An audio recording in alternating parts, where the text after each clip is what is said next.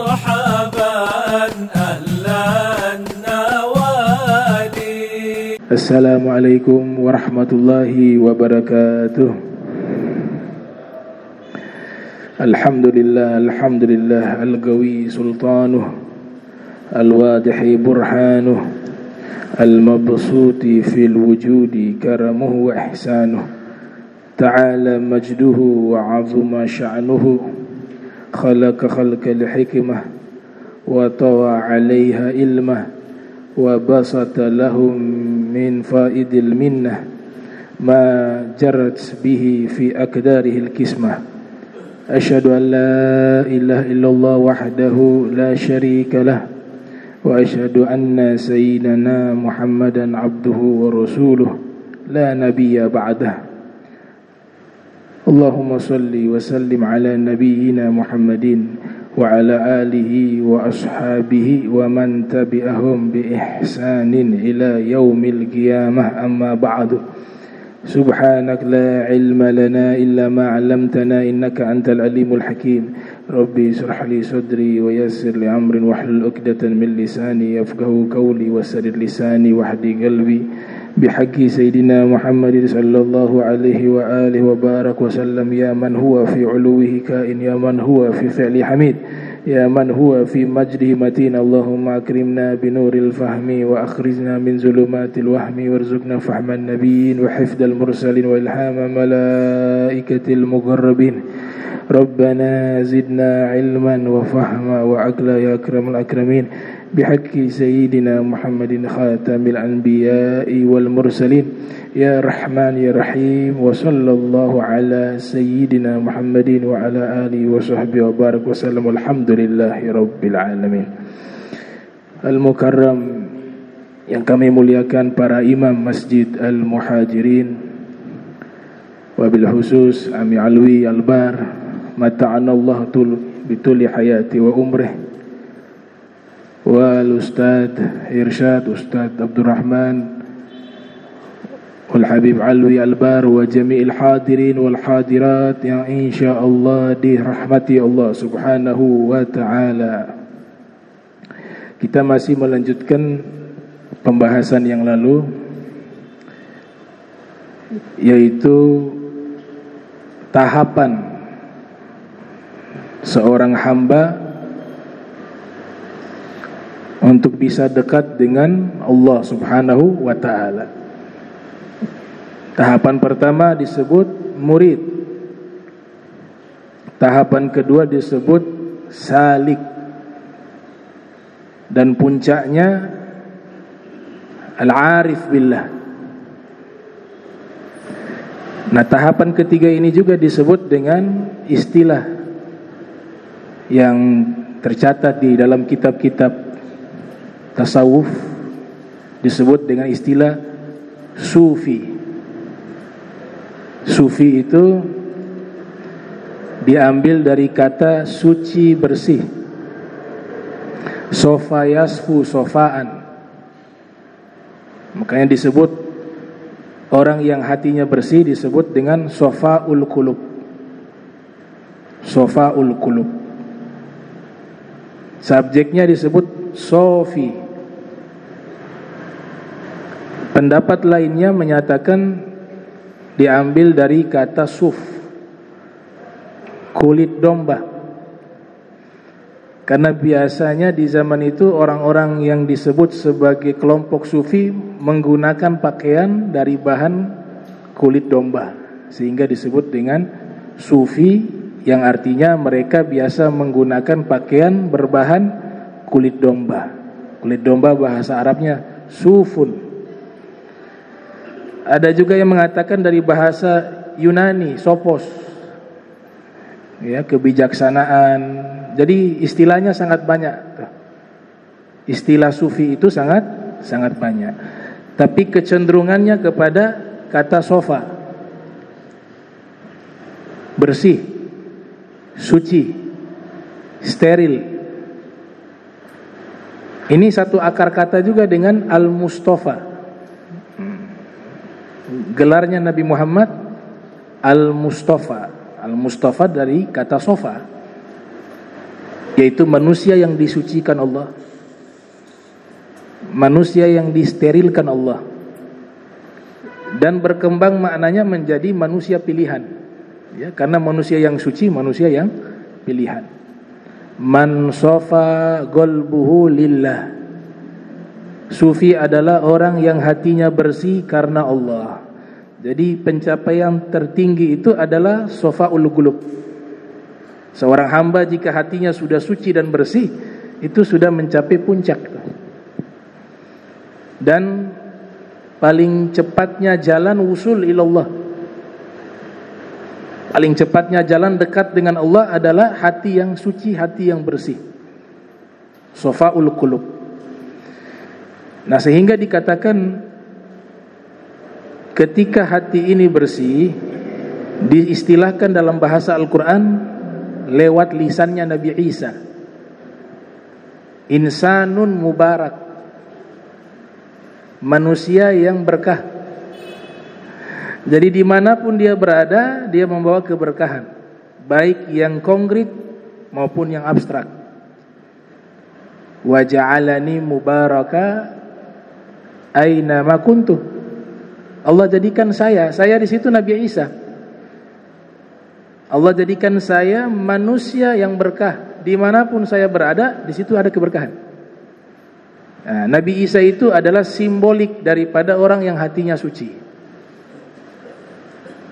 Di atas Nabi Isa, Nabi Muhammad, manusia yang paling bersih hatinya, paling suci hatinya, paling tinggi ma'rifatnya kepada Allah, paling takwa, paling takut. Jadi kalau Nabi semuanya paling, ya, superlatif kalau bahasa Inggris. Kalau bahasa Arab namanya tafdil, isim tafdil, paling. Kalau Allah sigot mubalaghah, maha suci, maha berilmu, maha besar. Jadi kalau sudah bersih hati seorang hamba, mereka disebut sebagai sufi. Disebut sebagai sufi.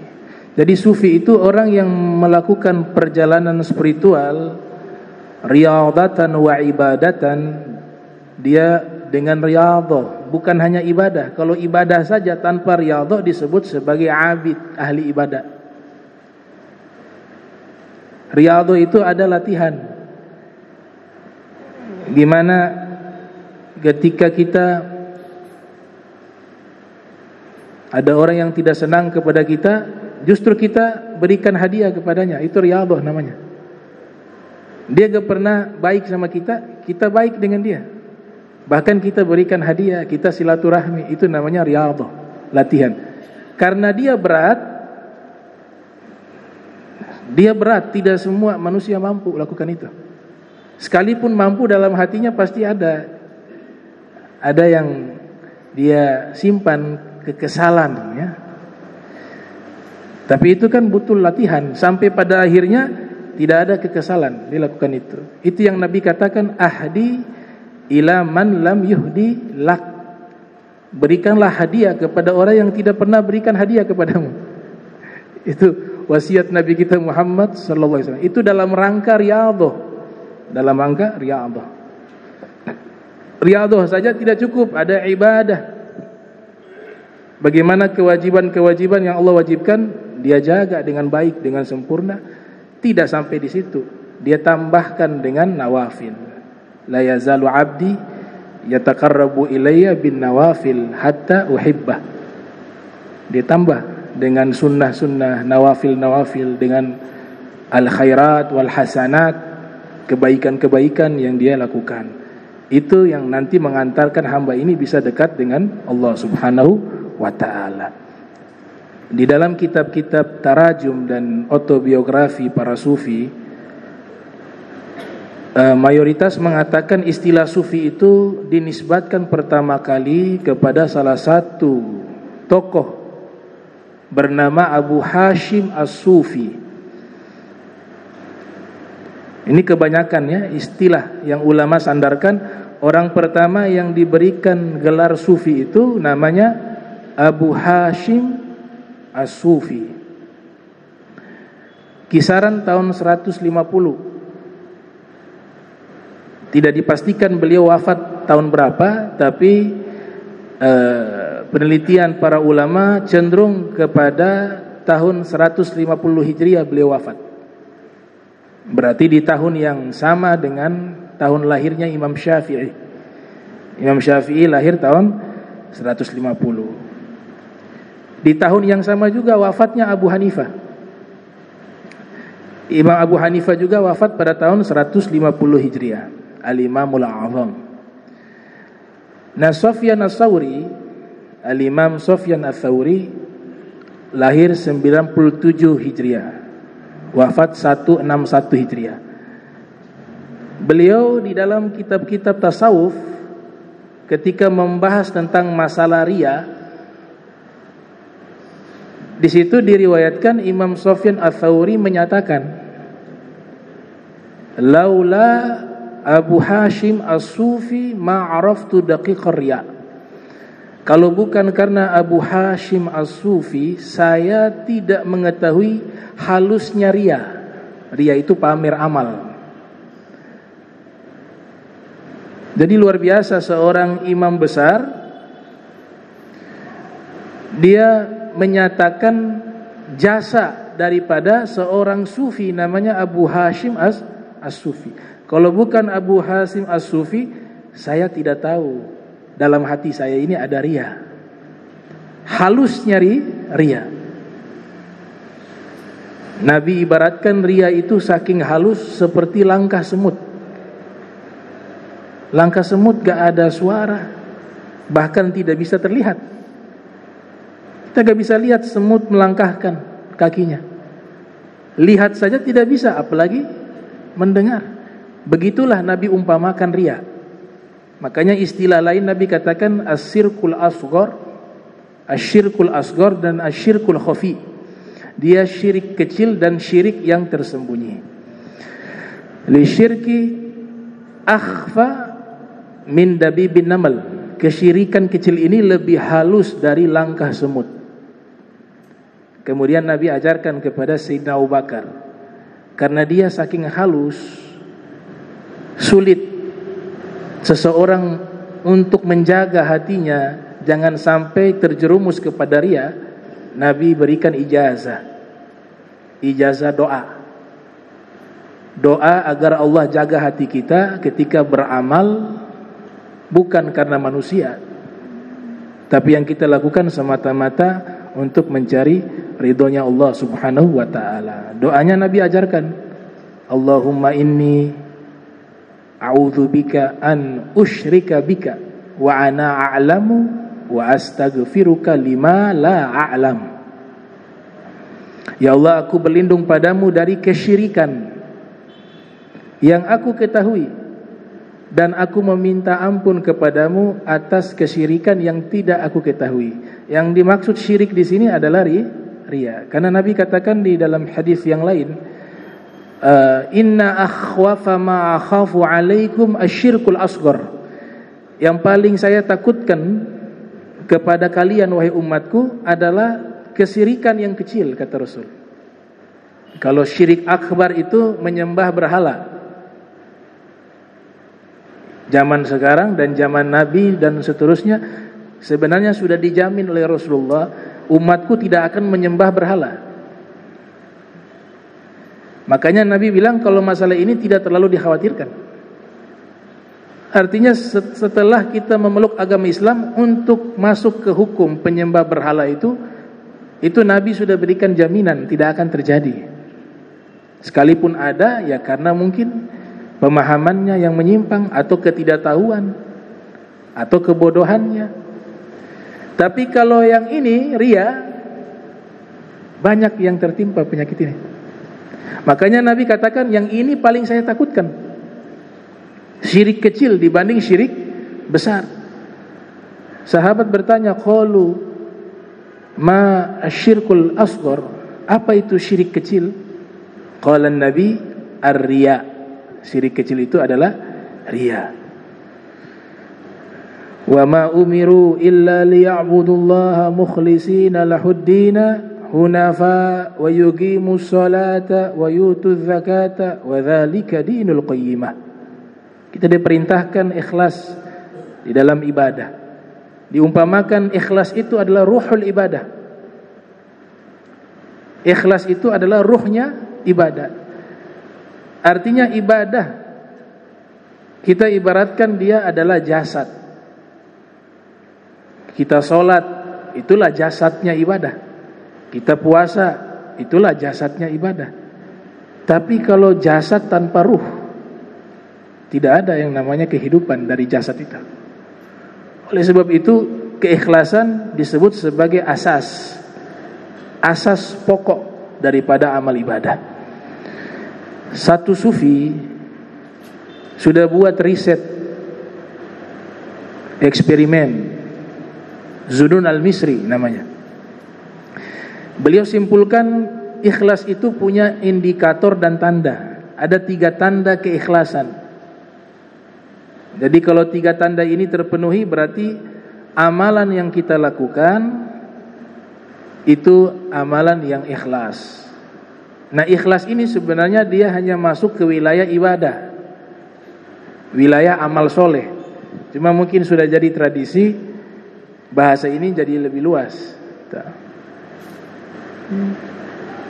Saya ikhlas kalau kamu meninggalkan saya misalnya. Gak ada hubungan, apalagi pacaran lagi. Wah sudah, saya ikhlas berpisah denganmu. Ikhlas maksudnya di ibadah, bukan di perkara yang haram.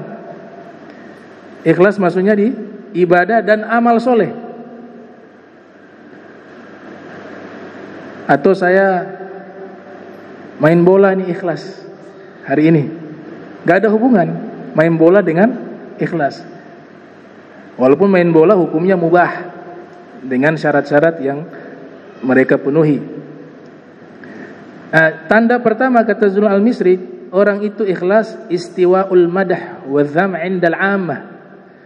Kalau dipuji amal ibadahnya ataupun dikritik, itu grafiknya statis, gak ada pengaruh, stabil dia. Dipuji juga ya biasa, dikritik juga biasa. Karena yang dicari adalah ridho Allah. Bukan berarti kita tidak diperintahkan untuk berbuat baik kepada manusia, gak diperintahkan. Tapi yang kita dilarang mencari ridhonya manusia. Kita diperintahkan berbuat baik kepada manusia, bukan mencari ridhonya manusia.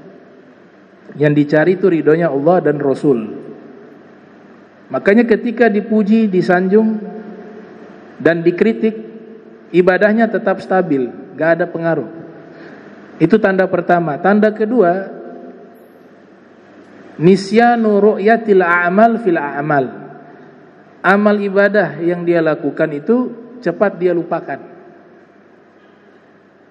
Kebaikan yang dia lakukan itu dia lupakan, tidak diingat-ingat, tidak diungkit-ungkit. Kalau diungkit-ungkit jadinya dosa, batal. Ngungkit-ngungkit kebaikan, pahalanya batal kata Allah, terhapus. La tubtilu sadaqatikum bil manni wal adza. Jangan kalian batalkan pahala sedekah kalian dengan mengungkit-ungkit dan menyakiti. Tanda yang ketiga, iqtida'u thawabil amal fil akhirah. Semua amal kebaikan yang dilakukan, dia hanya ingin cari ganjaran pahala Allah di akhirat. Nah, ini 3 tanda ikhlas kata Zunun al-Misri. Al-Imam Ali bin Abi Thalib, beliau menjelaskan kebalikan dari ikhlas. Kebalikan dari orang ikhlas. Orang ikhlas disebut mukhlis. Imam Ali menjelaskan mura'i, 3 tanda orang ria, lawan daripada ikhlas atau dari orang yang mukhlis. Inna lil mura'i thalatha alamat. Sesungguhnya orang yang ria punya 3 tanda. Tanda pertama, yaksulu idza kana wahda wa yanshutu idza kana finnas. Ibadah kalau sendiri sepi gak ada orang malas. Tapi ketika secara berjamaah, secara beramai-ramai, semangat ibadahnya. Contoh yang paling sederhana untuk diri saya. Kalau ceramah jamaah yang hadir banyak, saya semangat misalnya.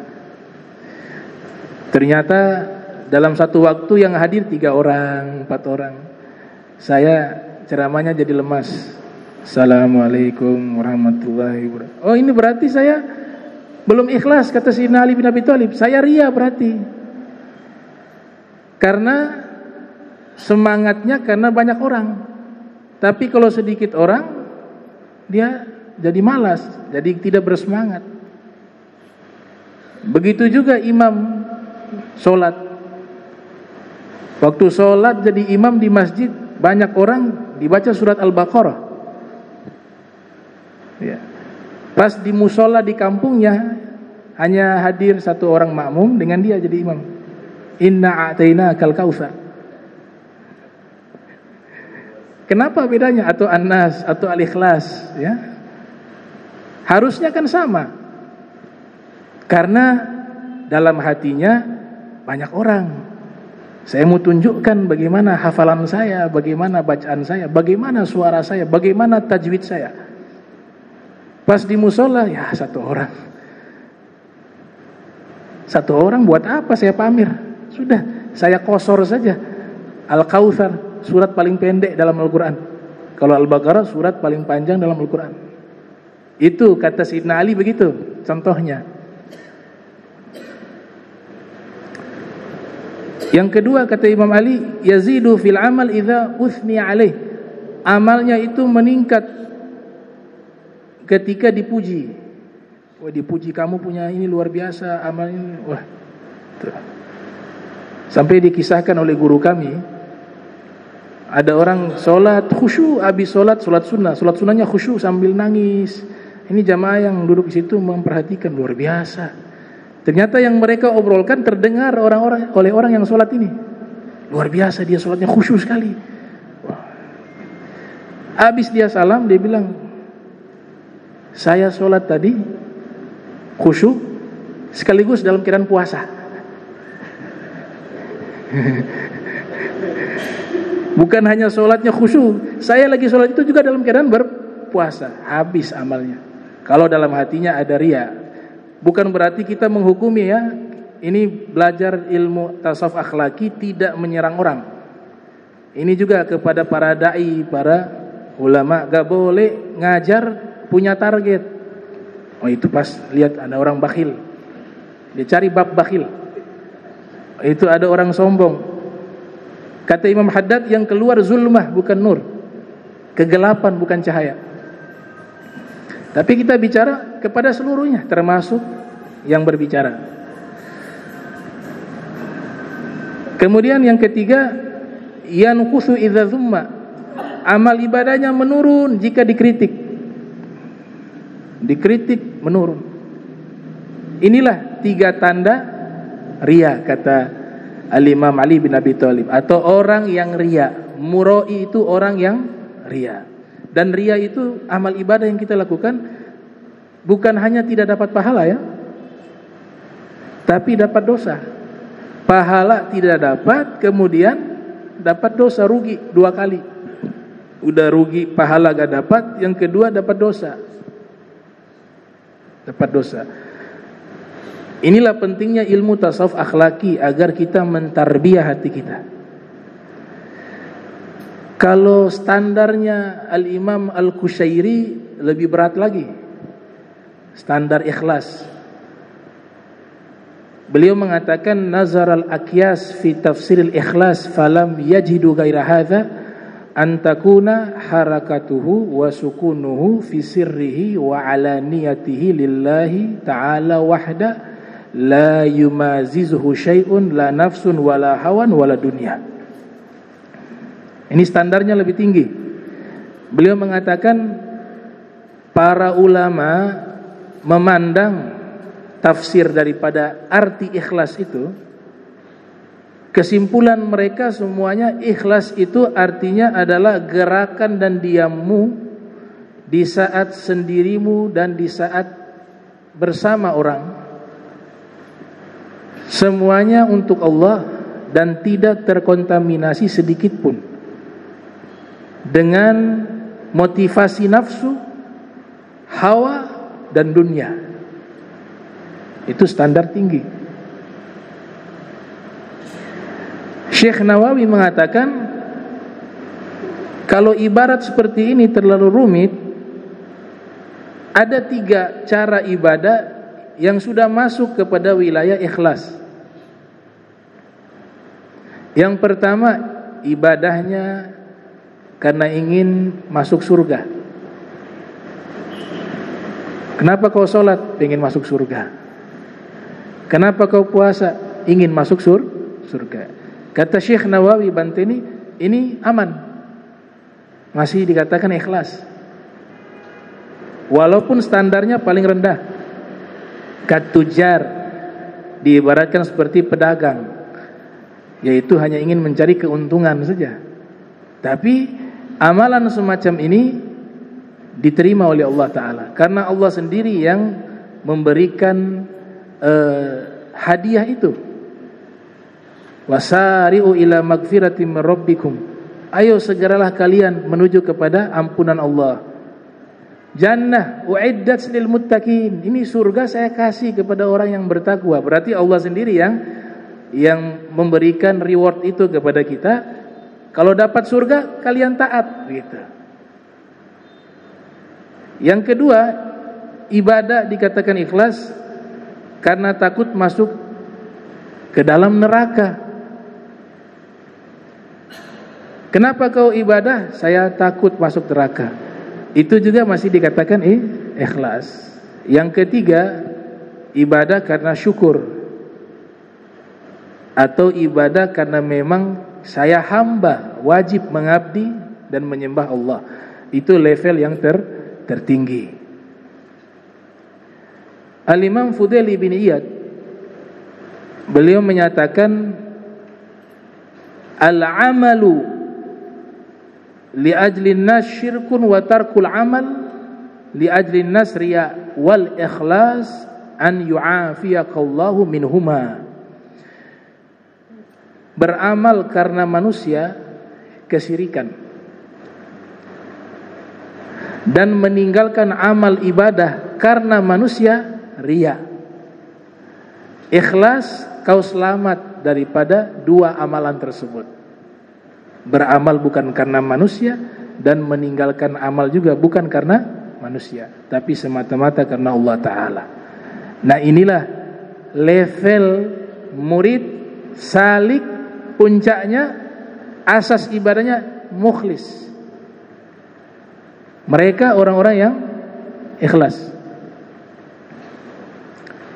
Kalau mau tahu bagaimana autobiografi para ulama, para aulia, para asfia yang mereka sudah mencapai level tersebut, sudah melewati level murid, level salik dan arif billah atau as-sufi. Ada yang memisahkan sufi, di atasnya arif billah. Ada 800 biografi, 800 biografi, mulai dari zaman sahabat sampai zaman pengarang kitabnya, Abu Nuaim al-Asbahani, lahir 336 Hijriah, wafat 430 Hijriah. Judul kitabnya Hilyatul Aulia wa Tabaqatul Asfiya.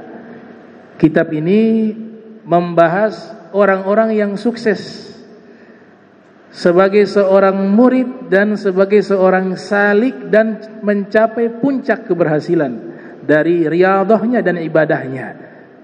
800 biografi, 800 orang, mulai dari zaman sahabat, tabi'in, tabi'ut tabi'in, sampai di zamannya Al-Imam Abu Nuaim al-Asbahani, tahun 336 lahir, wafat 430 Hijriah.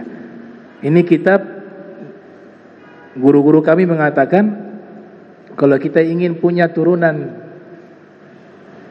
atau anak cucu kita kelak ada yang menjadi seorang wali, salah satu keberkahan dan khasiat daripada kitab Hilyatul Aulia, dia akan memberikan keberkahan bagi orang yang memiliki kitab tersebut di rumahnya. Suatu saat nanti ada satu turunan yang menjadi wali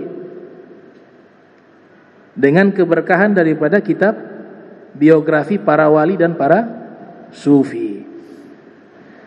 Kitab kedua yang terkenal membahas autobiografi para asfiya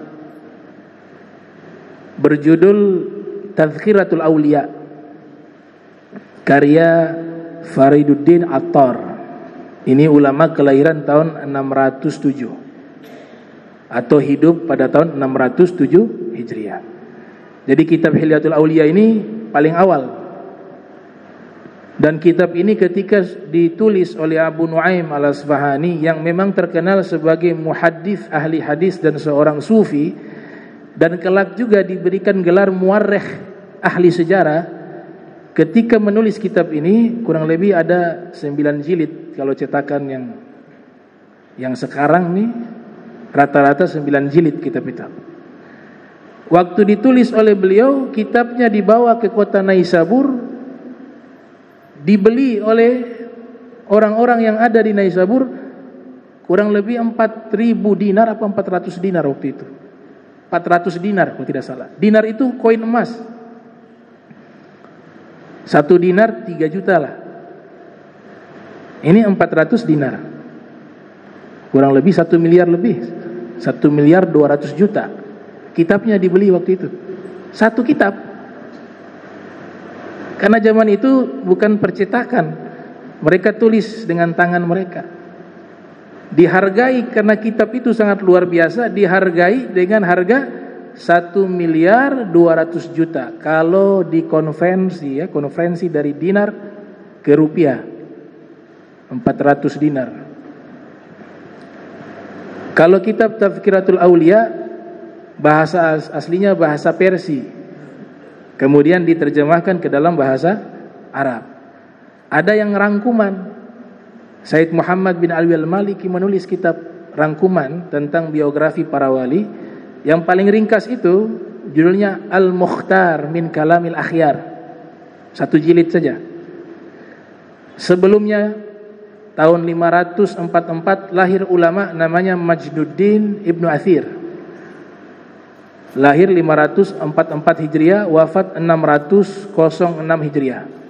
Menulis kitab biografi para sufi berjudul Al-Mukhtar min Manaqibil Akhyar. Kemudian ulama abad 7 Hijriah, guru daripada Ibnu Hajar Al-Asqalani bernama Sirajuddin Ibnu Mulakhin, lahir 723 Hijriah, wafat 804 Hijriah, menulis kitab biografi para wali, para sufi berjudul Tabaqatul Aulia, hanya 1 jilid. Jadi paling minimal kita punyalah 1. Yang Hilya kan terlalu mahal ya. Yang 1 jilid saja. Ibnu Mulakhin minimal ada. Itu namanya tafaulan. Tafaulan itu punya harapan anak kita bisa ada sama seperti mereka yang ada di kitab itu. Atau turunan kita atau cucu kita. Nah, inilah beberapa kitab yang membahas tentang biografi para sufi. Nah, level tertinggi orang-orang sufi ini punya derajat, punya maqam. Jadi ma'rifatnya kepada Allah satu dengan lainnya berbeda.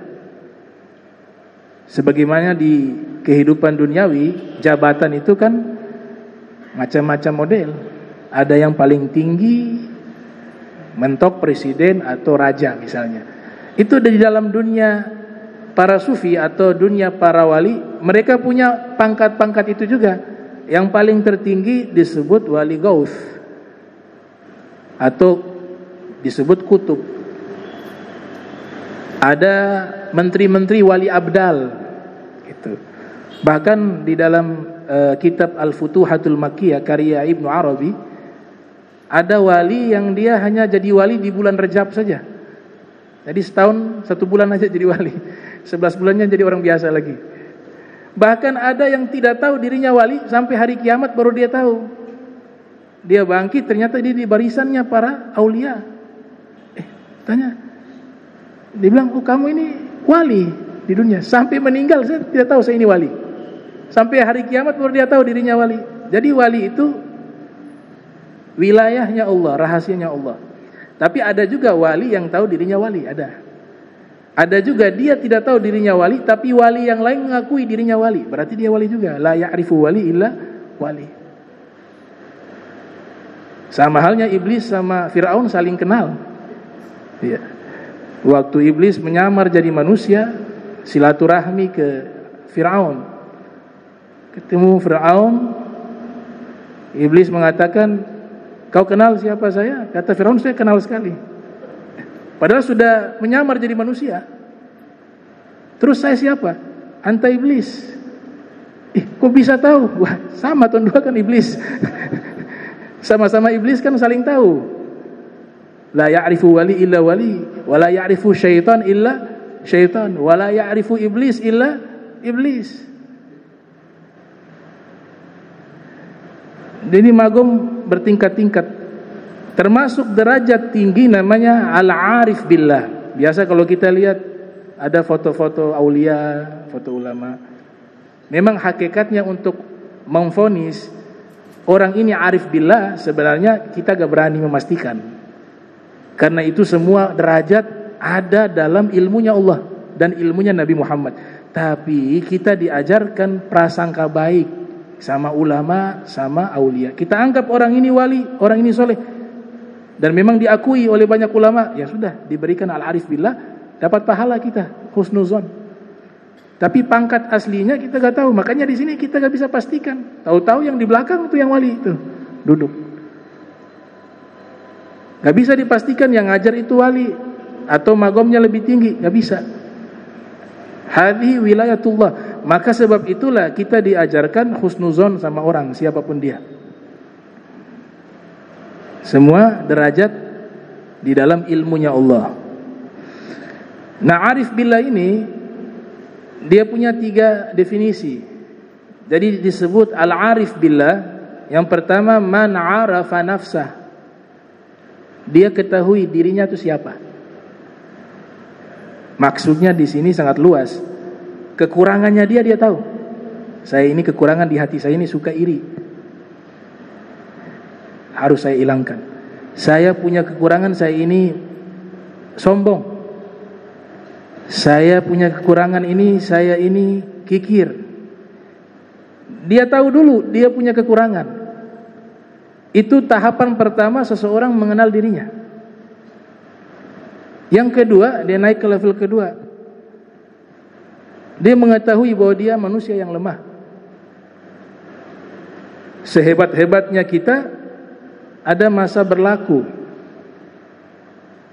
Kita kenal dulu petinju-petinju Islam yang hebat, Mike Tyson. Tapi kalau dengan perjalanan usia akan lemah juga. Muhammad Ali begitu, petinju-petinju yang lain. Artinya hakikatnya kita manusia gak ada yang kuat. Kita manusia lemah. Itu mengenal diri yang kedua, bahwa kita hakikatnya ini lemah. Khuliqal insanu dha'ifa, diciptakan manusia lemah. Yang kuat itu Allah. Kita baca, ya Ghawiyu, ya Matin. Ya wahai yang maha kuat, yang maha kokoh. Ya Ghawiyu, ya Matin. Nahnu fuqara'ukum. Kami adalah orang-orang fakir yang mengemis kepadamu. Tahapan ketiga, dia tahu bahwa di dalam dirinya ini, kita ini bukan manusia biasa.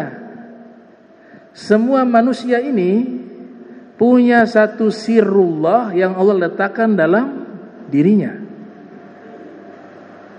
Sayyidina Ali pernah mengatakan, wa tahsabu annaka jirmun sagirun wa fika intawa al-alamul akbar. Kalian menyangka diri kalian wahai manusia hanya fisik yang kecil, Ketahuilah di dalam diri kalian itu ada alam yang sangat besar. Alam mikrokosmos, makrokosmos, alam yang kecil, alam yang besar, semuanya ada di dalam diri kita.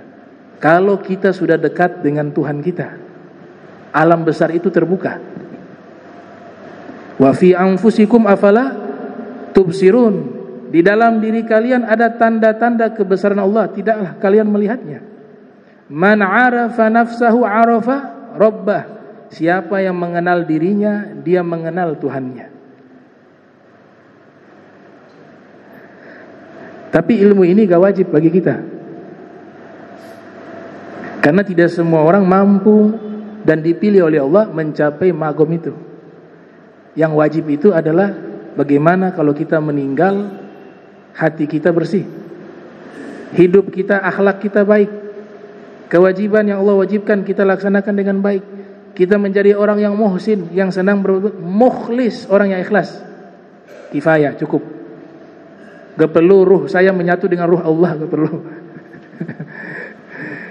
Ruh saya menyatu dengan ruh Allah, tidak perlu.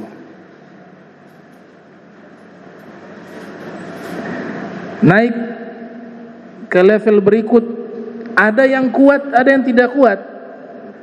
Ketika Allah sudah pilih dia menjadi orang yang mengenal Allah, ada yang kuat, dikasih wilayah, dikasih sir, asrar, dia bisa terima.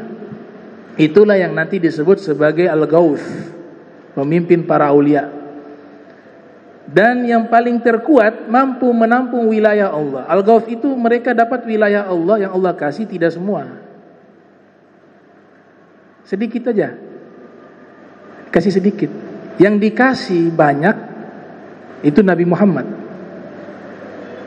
Makanya digambarkan kalau gunung yang besar ini Allah berikan wahyu, gunung akan hancur. Lau anzalna hadzal Qur'an ala jabal. Seandainya kami turunkan Al-Quran di atas gunung, kau akan melihat akan hancur gunung itu. Karena wilayah itu besar. Nabi Muhammad saja yang bisa tampung. Kalau kita nggak bisa.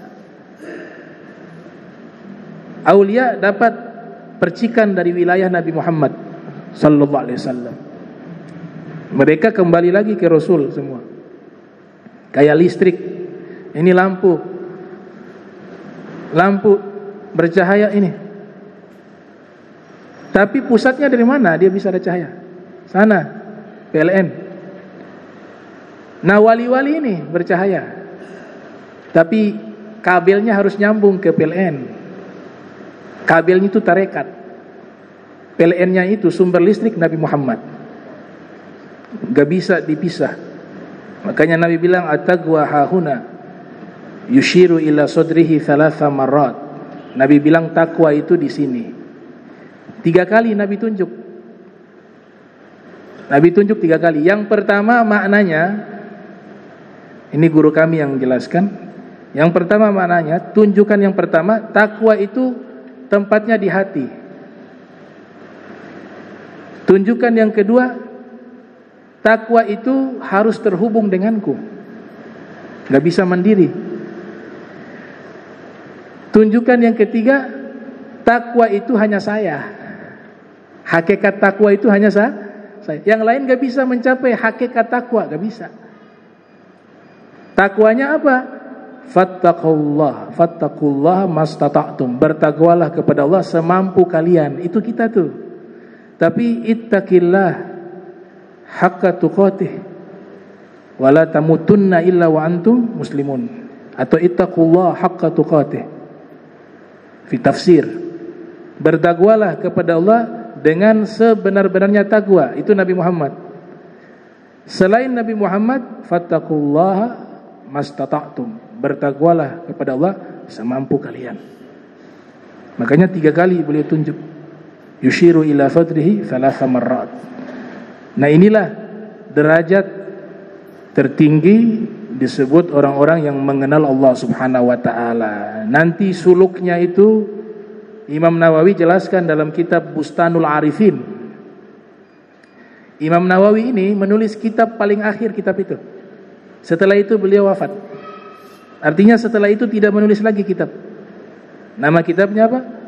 Bustanul Arifin, kebun orang-orang yang mengenal Allah. Al-Habib Umar Ibn Abdurrahman Al-Attas yang menyusun Ratibul Attas, beliau pernah perintahkan kepada sang murid Syekh Ali Baros, kan ya'muru Syekh Ali Baros an yaqra kitab al-Minhaj wa huwa yaqul li'anna mu'allifahu kutubun wa 'arifun billah. Al-Habib Umar Ibn Abdurrahman Al-Attas memerintahkan sang murid Syekh Ali Baros untuk membaca kitabnya Imam Nawawi berjudul Minhajut Talibin, kitab fikih.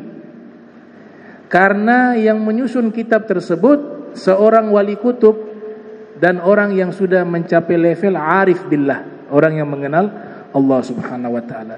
Beliau punya mazhab unik. Mazhabnya itu mazhab jomblo. Memang dari awal disetting gak mau menikah. Kalau mau ikut boleh silakan. Tapi kalau terjerumus dalam perzinahan berarti tidak mampu. Hukum nikahnya wajib. Imam Nawawi beda sama kita. Beliau suluknya luar biasa, tarikannya luar biasa. Alasan beliau tidak mau menikah sampai meninggal tidak sempat menikah karena dua hal. Beliau sudah wakafkan dirinya untuk ilmu Nabi Muhammad.